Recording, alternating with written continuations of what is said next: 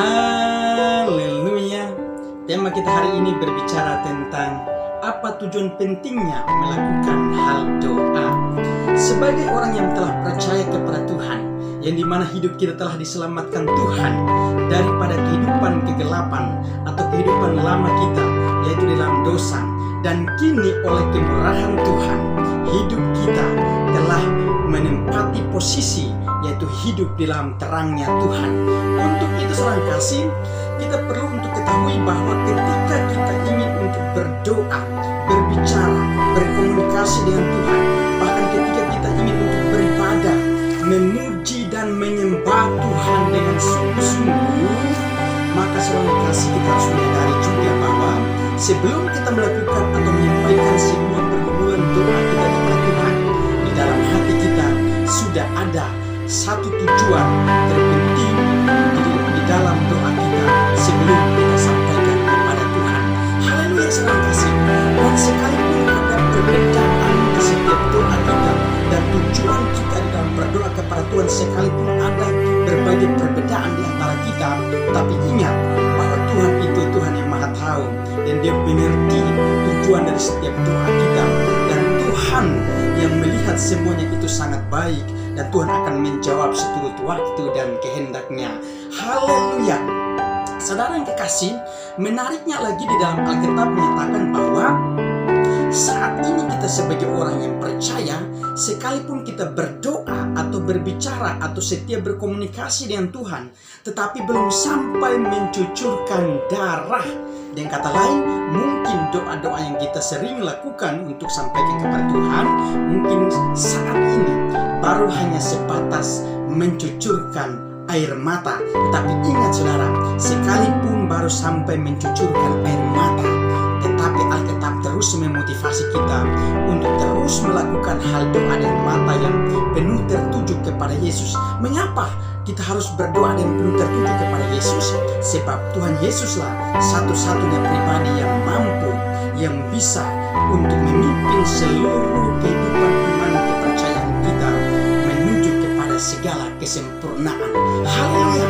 Berhubung dengan tema kita hari ini, maka di dalam catatan saya saudara kasih, ada 8 perihal yang saya akan sharekan atau bagikan kepada saudara sebagai kekuatan rohani di hari ini.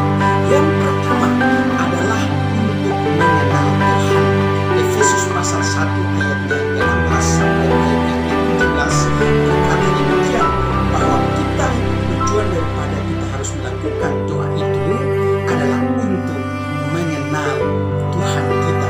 Saudara dikasih, kita sebagai orang yang telah percaya sama Tuhan, dan sekalipun kita sudah memiliki Tuhan dalam hidup kita, kita sudah mengenal Dia sebagai satu-satunya jalan juru selamat dan keselamatan di dalam hidup kita, untuk di kehidupan di saat ini maupun kehidupan yang sampai kepada surganya yang kekal itu. Tetapi ingat, untuk belajar mengenal Tuhan sampai hari ini belum ada satu orang pun yang mampu untuk belajar mengenal Tuhan itu dengan secara sempurna. Dan karena belum ada orang yang mampu untuk memastikan dengan benar bahwa ia sudah mampu mengenal Tuhan dengan benar, untuk itu tugas kita sebagai orang-orang percaya belum selesai. Sebab kita masih memiliki tugas adalah terus berdoa, belajar untuk mengenal Tuhan dengan secara benar. Saudara kekasih, saya ingin sampaikan kepada saudara bahwa begini, segala tingkat kehidupan rohani, segala tingkat pengetahuan kita tentang Tuhan yang di saat ini kita miliki, jangan sekali-sekali kita merasa puas sampai di situ. Tetapi kita harus benar-benar belajar untuk terus mengenal Tuhan kita. Belajar mengenal Tuhan kita dari sisi kehendaknya, dari sisi sifatnya, dari sisi aturan-aturan perintahnya yang harus kita lakukan dalam hidup kita. Sebab untuk belajar mengenal kehendak Tuhan, saudara kasih, sangat kita tidak bisa paham dengan secara tepat. Sebab hari ini kita melihat perkara-perkara yang Tuhan izinkan untuk dalam kehidupan kita sebagai orang percaya. Hari ini kita bisa melihat hal yang baru. Besok ada yang lebih baru lagi yang Tuhan izinkan untuk terjadi. Jadi kita tidak tahu di mana mana sampai kapan kita harus belajar untuk mengenal akan Tuhan kita itu. Tetapi yang kita tahu bahwa saat ini Dialah Tuhan satu-satunya Sang Juru Selamat, supaya kita bisa selamat bersama dengan Tuhan. Dan kita ingin untuk sampai kepada surganya, saudara kasih, tidak ada jalan yang lain. Memang kata pepatah berkata bahwa jalan menuju ke Roma itu ada banyak jalan, tetapi jalan menuju ke surga hanya melalui satu alamat atau satu jalan saja, yaitu adalah Tuhan kita yang telah kita kenal, itu Yesus Kristus. Untuk belajar mengenal Tuhan Yesus, terkadang kita semua belajar mengenal dari membaca firman Tuhan, kita belajar dari mendengar firman Tuhan, kesaksian para hamba Tuhan, para rasul, dan bahkan kita bisa belajar mengenal Tuhan adalah bukan karena kita telah melihat Dia, tetapi karena kita percaya Tuhan itu ada, selalu menyertai kita. Haleluya, itu hal yang pertama. Hal yang kedua, saudara, apa tujuan pentingnya kita melakukan hal doa itu? Tujuan kita melakukan hal doa adalah untuk mendatangkan atau menghadirkan suasana surga di dalam kehidupan kita sebagai orang percaya. Di dalam Matius pasal yang ke-6 ayat ke-10 sampai ayat ke-13, di sana berbicara tentang doa Bapa kami, dan salah satu tujuannya adalah biarlah kehendak Tuhan yang terjadi di bumi dan maupun di surga. Dengan kata lain bahwa suasana kerajaan surga yang sudah ada di surga, yang sudah berdiam di surga atau berdomisili di surga, akan turun ke bumi sama tetap sifatnya dan tidak akan berubah.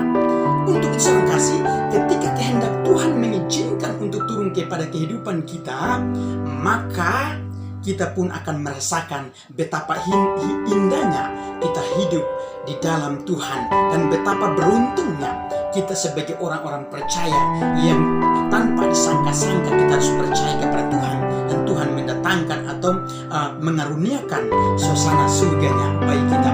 Suasana surga itu sering kasih berbicara soal tentang hidup yang penuh damai sejahtera, hidup yang penuh sukacita, kesabaran, kasih, kelemah lembutan, kemurahan. Bahkan saudara yang kasih berbicara soal kesabaran saudara. Saudara yang kasih, dan penguasaan diri juga termasuk di dalamnya. Sebab suasana surga itu berbicara soal hal-hal yang kudus juga, suci adanya. Dan dia tidak berbicara soal hal-hal yang dari dunia yang penuh dengan hawa nafsu, kemarahan, egoisan, iri hati, dengki dan lain sebagainya.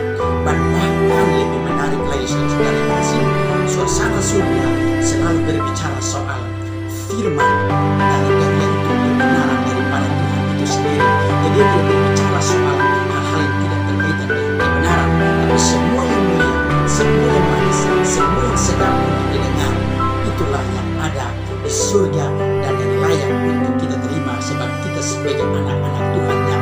Saudara kasih, tetapi untuk menerima suasana surga itu, tugas kita adalah berdoa, memohon senantiasa kepada Tuhan. Saudaraku yang kekasih, untuk hari ini saya mau tekankan kepada saudara juga bahwa ketika suasana surga itu turun dalam kehidupan kita, maka kita akan merasakan dengan secara sempurna hidup ini di dalam Tuhan. Lalu menariknya, pengaruh daripada suasana surga itu yang ketika kita miliki adalah kita selalu menyandalkan Tuhan di dalam hidup kita. Kita selalu menjadikan suasana surga menjadi pusat hidup kita, menjadi pusat ketenangan hidup kita, menjadi pusat sukacita dan damai sejahtera kita, menjadi pusat penolong di dalam hidup kita. Dan kita tidak bisa akan menjauh daripada suasana itu. Di hari-hari ini saudara dikasih, di saat kita menghadapi situasi yang tidak menentu, yang diakibatkan oleh situasi pandemi COVID-19, membuat segala bidang kehidupan kita menjadi tergoncang, bagi pendidikan, keuangan, ekonomi, bisnis dan sebagainya menjadi tergoncang. Tetapi ingat, sekalipun keadaan seperti itu, tetaplah jadikan suasana surganya Tuhan menjadi tempat saudara kita yang tepat untuk tetap kita tenang dalam menghadapi segala persoalan yang sedang terjadi di sana. Haleluya, itu hal yang kedua. Hal yang ketiga, saudara kasih, apa segala beban dan dosa. Surat Ibrani pasal 12 ayat yang ke-1. Saudara yang terkasih, ingatlah baik-baik. Salah satu beban yang paling terberat dalam hidup kita, yang sulit untuk kita menjauhinya, dan bahkan beban itu senantiasa mempengaruhi kita dan bahkan sering mengintip dan menggoda kehidupan kita, keinginan kita, supaya kita harus jatuh di dalam hal-hal yang buruk atau kita lebih hidup di dalam gaya pengaruh daripada dia. Beban apa itu, saudara? Dia adalah dosa itu sendiri, saudara yang kasih. Dosa seringkali iblis memanfaatkan dengan menggunakan setiap kelemahan-kelemahan hidup kita. Kita sebagai orang percaya bukan berarti kita sudah sempurna, tetapi yang bisa menyempurnakan hidup kita adalah Tuhan Yesus. Yang bisa membebaskan hidup kita dari dosa adalah Tuhan Yesus. Yang bisa memerdekakan hidup kita dari segala kelemahan dan dosa kita adalah Tuhan Yesus. Karena itu, saudara kekasih, sebelum kita mengenal Tuhan, segala kelemahan-kelemahan yang atau tabiat-tabiat hidup lama kita yang sampai hari ini jika masih dalam hidup kita, maka tugas kita adalah berdoa untuk melepaskan semua. Sebab kita sebagai manusia terkadang kita lebih tergoda Allah dan merasa lebih nyaman atau merasa lebih nikmat hidup di dalam dosa, atau lebih cocok dengan zona kelemahan-kelemahan hidup kita dapat Tuhan. Sebab kita lebih sebagai manusia pada dasarnya lebih ingin untuk hal-hal yang nyaman, enak dibanding daripada kita melepaskan tabiat hidup lama kita. Saudara kasih, ketika kita melepaskan tujuan segala beban-beban hidup kita, dan terkhusus yang hal dosa yang selalu nantiasa menghimpit hidup kita, mengikat hidup kita, memperbudak seluruh kehidupan kita, sehingga kita sulit untuk melepaskan dosa itu, maka saudara kasih, saya anjurkan hari ini kita harus bertobat dan kita harus menyadari bahwa itu tidak baik di mata Tuhan, dan kita harus berdoa minta kekuatan Tuhan Yesus dan bahkan kekuatan Roh Kudus sebagai penolong itu, supaya kita ditolong dan kita bisa melepaskan semuanya itu. Sebab Tuhan Yesus berkata bahwa begini, datanglah atau kemarilah kepadaku semua yang letih lesu dan berbeban berat, sebab aku akan memberi kelegaan dan sentosa. Hidup yang aman dan sejahtera, yang sentosa, yang damai, hanya ada dalam Yesus. Dan Yesuslah yang sanggup menyelesaikan segala beban-beban persoalan yang kita miliki, dan yang bahkan yang selalu kita doakan kepada Dia. Beban seperti kita membutuhkan keuangan, beban usaha kita, beban ekonomi kita merosot, dan bahkan lain sebagainya. Terima kasih, Tuhan Yesus sanggup untuk menjawab. Ketika kita mendengar suara-Nya, kita datang kepada Dia sebagai tempat untuk kita mengadu, maka Tuhan akan memberikan solusi yang penuh dengan sentosa dalam hidup kita. Haleluya.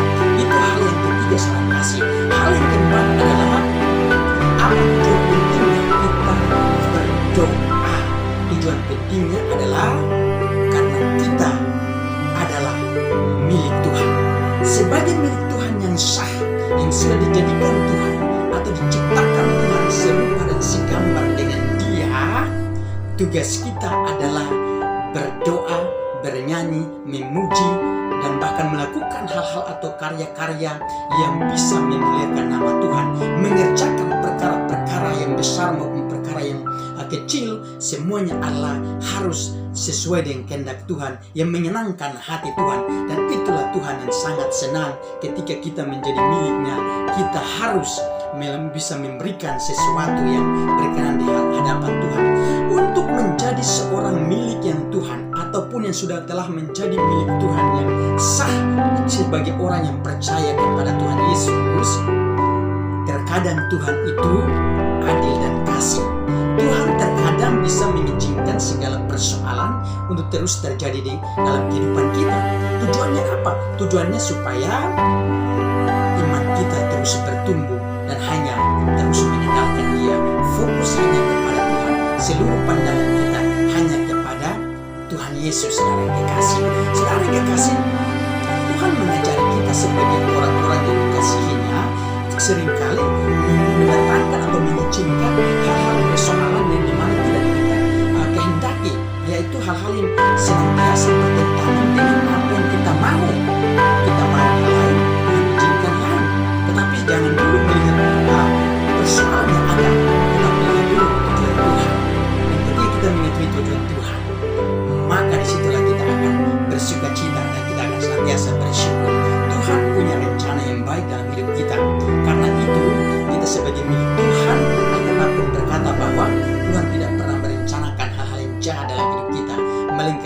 yang penuh damai sejahtera, termasuk masa depan yang penuh dengan harapan. Karena itu dia mendidik kita untuk menjadi orang-orangnya yang berguna, orang-orangnya yang bermutu, berkualitas, dan akan memiliki berbagai potensi dan bahkan berbagai skill yang bisa menjadi berkat bagi banyak orang. Haleluya.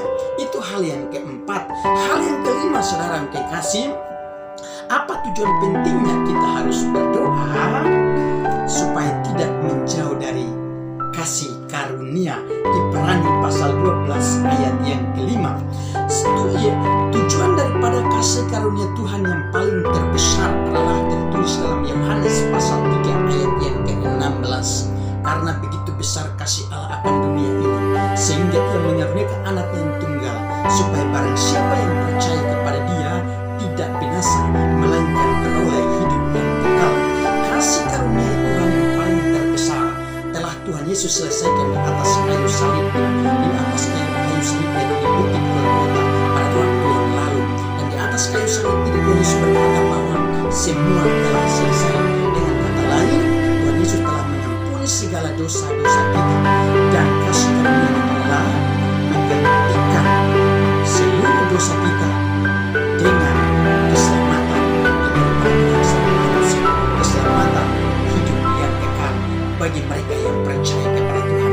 Keselamatan kita sangat butuhkan di zaman anugerah ini, sebab tanpa keselamatan yang demikian kita tidak akan pernah tahu betapa besar dan betapa hebatnya Tuhan kita yang kita senantiasa sembah di setiap hari. Saudara yang kekasih, kasih karunia Tuhan adalah sebuah pengorbanan Kristus yang begitu besar dan berartinya bagi kita.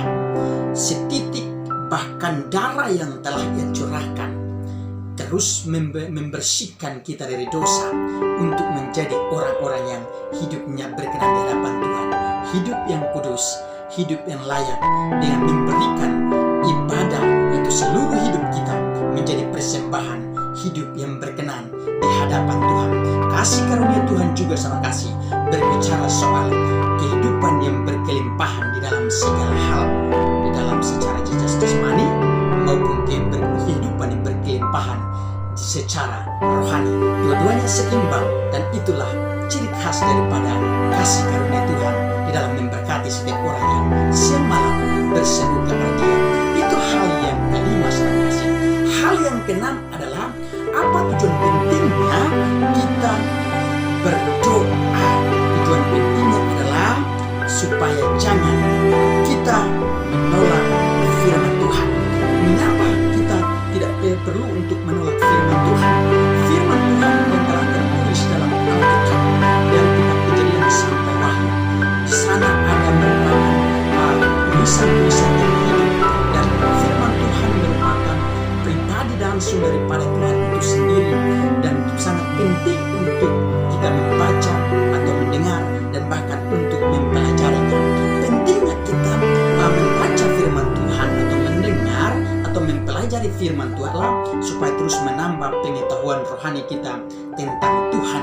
Dan bahkan saudara yang kekasih, tujuan pentingnya dalam kita membaca, mendengar dan mempelajari firman Tuhan juga adalah supaya kita bertumbuh, iman kita hanya tertuju kepada Yesus. Sebab kita hidup tanpa bertumbuh iman, maka tidak kita akan menjadi orang yang memiliki wawasan yang tidak benar-benar mengenal Tuhan dengan benar. Saudara yang kekasih, dan bahkan tujuan daripada kita membaca atau mempelajari firman Tuhan adalah supaya kita menjadi orang yang terbeban.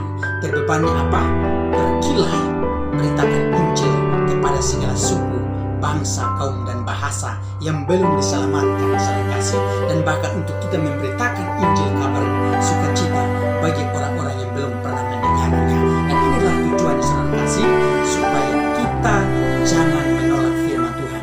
Sebab Injil itu yang bisa membuat hidup kita terus bertumbuh. Iman kita bisa bertumbuh karena ada firman Tuhan. Iman kita bisa bertumbuh karena pemberitaan firman selalu disertai dengan tanda-tanda dan mujizat yang Tuhan izinkan supaya terjadi, supaya kita semakin mendapatkan kekuatan rohani yang baik di hadapan Tuhan.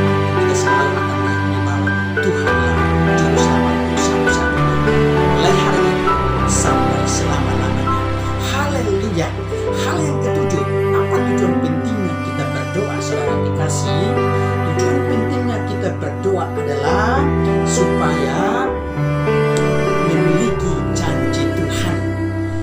kita sebagai orang yang hidup dalam Tuhan, sepatutnya kita terus bersyukur sama Tuhan senantiasa. Dan bahkan kita harus terus berdoa senantiasa dengan Tuhan. Tujuannya apa? Tujuannya adalah untuk mensyukuri segala janji-janji Tuhan. Janji Tuhan terlalu banyak yang ada tertulis di Alkitab. Kalau kita baca Alkitab dari Kejadian sampai Wahyu, ada begitu banyak janji Tuhan. Ada janji-janji berkatnya, ada janji keselamatannya, dan bahkan ada janji masa depan. Tuhan tidak pernah merencanakan janji kecelakaan bagi kita, tetapi yang Tuhan rencanakan adalah masa depan yang penuh dengan harapan. Dan sekalipun kita merasa putus asa, kita merasa memandang masa depan kita sudah tidak ada harapan lagi, tetapi ingat Alkitab katakan ya dan amin, harapanmu masih ada dan masa depanmu masih cerah, masa depanmu masih panjang yang harus kita raih. Karena saudara kasih, masa depan yang penuh damai sejahtera Tuhan telah sediakan, dan kita sebagai anak-anak Tuhan, kita harus tetap percaya dan yakini bahwa akan terjadi di dalam kehidupan kita. Engkau ketika berdoa kepada Tuhan, engkau bisa katakan kepada Dia, Tuhan, aku percaya janji-Mu, masa depanku penuh dengan harapan, dan apapun yang saya kerjakan di hari ini, saya percaya akan bertumbuh dan berkasih dalam hidupku, sebab aku percayakan janji-Mu. Dan bahkan berkat-berkat Tuhan akan senantiasa menyertai kehidupan orang-orang benar. Bahkan kita sebagai orang yang selalu biasa berdoa, itu selalu orang-orang benar, kita yakin berkat Tuhan selalu menyertai kita senantiasa. Berkat Tuhan selalu bersama dengan kita. Untuk itu kita harus tetap berdoa kepada Tuhan, memuji dan menyembah Tuhan. Haleluya. Hal yang terakhir saudara kasih, apa tujuan pentingnya kita berdoa? Tujuan pentingnya kita berdoa adalah untuk tetap menghasilkan buah. Yakobus pasalnya yang kelima ayat 17 dan ayat yang ke-18. Di dalam ayat kedua ayat ini saudara kasih berbicara bahwa ketika Nabi Elia berdoa supaya hujan tidak turun ke bumi, hujan pun tidak turun. Lalu kemudian Elia berdoa supaya hujan turun, maka hujan pun turun ke bumi. Lalu bumi menghasilkan buah. Saudara kasih, langit berbicara soal anugerah terindah Tuhan yang pada langit itu ada berbagai hal-hal yang Tuhan sudah disediakan untuk dicurahkan ke atas bumi. Sementara bumi ini saudara kasih berbicara tentang kehidupan. Di dalamnya ada manusia, ada dunia flora dan fauna, ada dunia yang sangat indah ini saudara kasih, dan seluruh alam semesta yang kita kenal ini merupakan tempat yang di mana terdapat kehidupan. Di atas bumi ada kehidupan, di dalam bumi juga ada hal-hal yang sangat berpotensi untuk menunjang kehidupan yang ada. Di dalam bumi itu yang disebut dalam tanah itu ada yang namanya tembaga, emas, ada yang namanya nikel, minyak bumi, gas dan lain sebagainya. Untuk itu saudara kasih, satu pertanyaannya adalah begini: mengapa Tuhan menjadikan manusia bahan dasarnya adalah tanah? Tujuannya adalah supaya kita menjadi orang-orang yang tetap menghasilkan buah. Di dalam tanah seperti tadi saya sebutkan, ada berbagai kekayaan alam yang terkandung di dalamnya dan sangat bermanfaat atau sangat menjadi hasil yang akan bisa menopang kehidupan manusia selama mendiami dunia ini. Nah, untuk saudara kasih, jika bumi ini menjadi tempat kehidupan kita dan pusat kehidupan kita itu adalah tangan Tuhan, maka Alkitab juga berkata, Yohanes pasal 15, tinggallah dalam aku dan aku dalam kamu, maka kamu akan berbuah banyak. Hidup kita harus terus menjadi berbuah yang banyak, menghasilkan buah, jangan sampai tidak menghasilkan buah. Musim hidup kita di setiap waktu, di setiap saat, di setiap bulan, di setiap minggu, di setiap tahun harus terjadi terus menerus menghasilkan buah. Buat apa? Kita sebagai orang percaya tugas kita menggunakan Injil, dan Injil itulah akan didengar oleh banyak orang, dan orang ketika bertobat mendengar di surga akan penuh dengan sorak-sorai karena satu orang bertobat, itu orang dari bertobat dari dosa kepada kehidupan yang berkenan di hadapan Tuhan. Maka itu merupakan sebuah buah yang hasil daripada buah pemberitaan Injil itu sendiri. Dan bahkan buah juga saudara kasih berbicara soal karakter hidup kita, tindakan gerak-gerik hidup kita, tutur kata kita harus menjadi hal-hal yang memuliakan nama Tuhan. Buah-buah hidup kita haruslah kita tampilkan atau memberikan menjadi contoh atau menjadi berkat dimanapun kita berada. Ketika kita hidup ini menyenangkan, bisa mampu untuk menyenangkan orang atau sesama kita yang kita langsung melihat, maka itu juga sudah termasuk menyenangkan hati Tuhan yang tak kelihatan. Sebab Alkitab berkata, orang yang kelihatan saja kita tidak bisa mengasihi. Bagaimana kita bisa mengasihi Tuhan yang tak kelihatan? Tuhan yang tak kelihatan selalu menilai jalan hidup kita, dan buah-buah yang kita harus hasilkan adalah buah yang layak, yang disukai oleh Tuhan. Kalau segala buah yang kelihatannya rusak, tanda busuk daripada kehidupan kita, kita harus singkirkan dari kehidupan kita supaya kita menjadi buah yang berkenan di hadapan Tuhan.